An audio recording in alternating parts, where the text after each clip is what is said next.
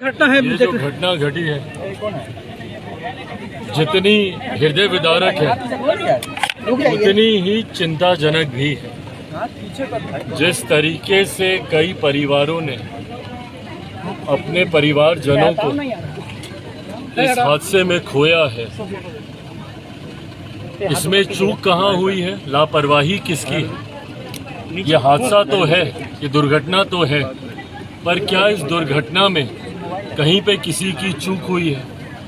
क्योंकि जिस तरीके से परिवार वालों की तरफ से जानकारी दी गई कि सटने के बाद भी काफ़ी समय तक बिजली इसमें नहीं कटी है, क्या इसमें कहीं पे कुछ अधिकारियों की लापरवाही है? ये तमाम विषय ऐसे हैं जिस पर जांच चल रही है। प्राथमिकता जिस रात ये घटना घटी उस रात मैं स्वयं पार्लियामेंट चल रहा है इसलिए दिल्ली में था, पर पूरी रात परिवारजनों के संपर्क में भी था, स्थानीय प्रशासन के संपर्क में भी था और अपनी पार्टी के हर एक नेता के संपर्क में भी था।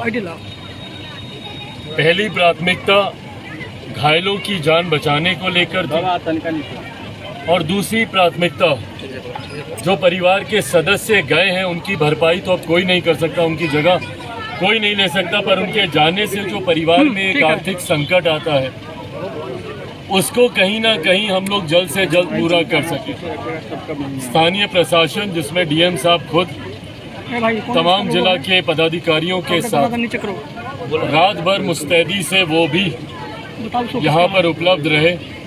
तुरंत तत्काल प्रभाव से विभाग की तरफ से जो 4-4 लाख रुपए की राशि दी जानी थी उसको उसी रात आवंटित कराया गया। अंत्येष्टि के लिए 3,000 रुपये जो मुहैया कराए जाते हैं वो कराए गए। 20,000 रुपये की मदद पारिवारिक लाभ के माध्यम से दी गई। श्रमिक विभाग के माध्यम से जो सदस्य जिनकी आयु 18 वर्ष से ऊपर की है उनको 2-2 लाख रुपये अतिरिक्त मुहैया कराए गए। प्रधानमंत्री जी के संज्ञान में भी ये विषय हमारे द्वारा दिया गया। प्रधानमंत्री कार्यालय से भी 2-2 लाख रुपए की अतिरिक्त राहत राशि मुहैया परिवार वालों को उन्हीं के खाते में करवाई गई है। ऐसे में आर्थिक कठिनाई से तो ज़रूर हम लोग हर संभव प्रयास कर रहे हैं कि परिवार को जूझना ना पड़े, पर अब इसके बाद जो हम लोग की तीसरी और सबसे बड़ी प्राथमिकता है कि अगर इसमें कहीं कोई लापरवाही हुई है तो उन दोषियों को भी चिन्हित किया जाए ताकि भविष्य में लापरवाही की वजह से कम कोई दुर्घटना ना घटे।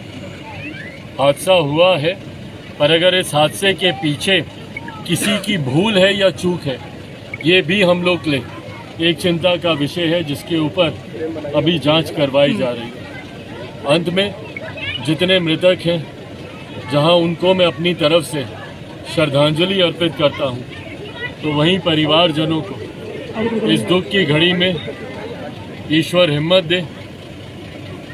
साथ ही में मैं, मेरी पार्टी, हमारी बिहार की सरकार और केंद्र की सरकार भी आने वाले दिनों में पीड़ित परिवार की हर संभव प्रयास करने का हम लोग कोशिश करेंगे। परिवारजनों में ऐसे लोग जिनको और किसी तरीके से हम लोग राहत पहुंचा सकते हैं, इसकी भी चिंता आने वाले दिनों में की जाएगी। सड़क भी एक बड़ा कारण है, चल आपको कारण क्या होगा? आज स्थानीय प्रशासन के लोग भी यहाँ पर मौजूद हैं। 2 घंटा फोन किया गया। स्थानीय प्रशासन के लोग भी यहाँ पर मौजूद हैं।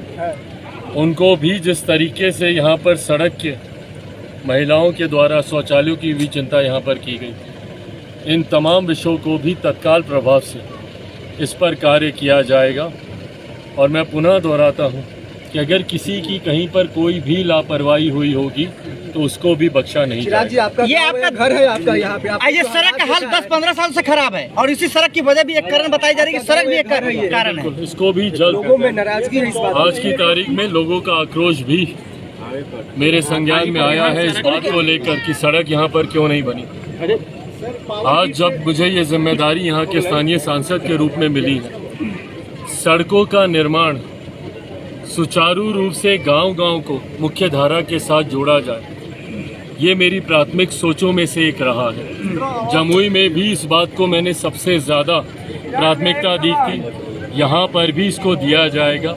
कई ऐसे आवास भी सामने आए हैं जिनका निर्माण नहीं हुआ है। कैबिनेट की पहली बैठक में ही हम लोगों ने 3 करोड़ नए इंदिरा आवास के माध्यम से घरों के निर्माण की स्वीकृति हम लोगों ने दी है। उसके तहत भी जितने आवासों का निर्माण यहाँ पर बाकी रह गया है उसको भी जल्द पूरा कराया जाएगा।